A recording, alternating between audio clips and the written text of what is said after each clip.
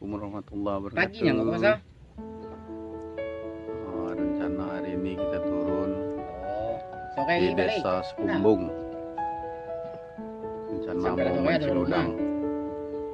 Ayo, Mancing tengok lagi. udang.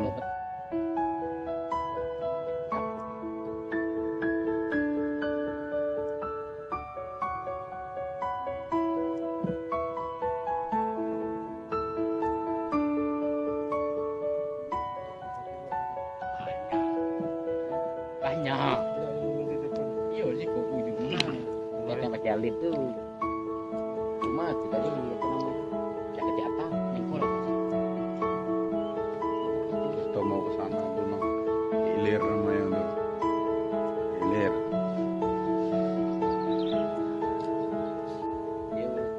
Oke, kita lanjut. Mancing semua guys. No. Mancing betok.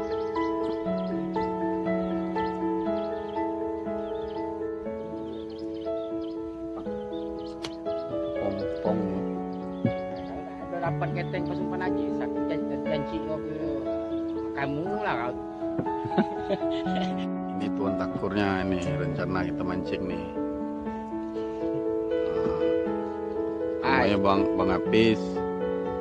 Ini Abang Zulmi namanya nih. Kita bertiga mancing hari ini.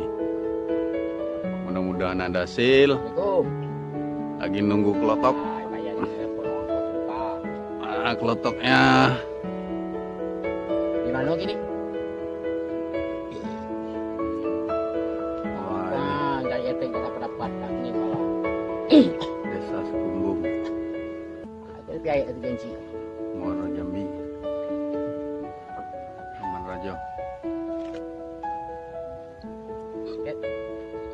Keteng abang mana? Di mana? Oh, mari ya. Oke. Woi. 743 baru sampai lokasi pertama.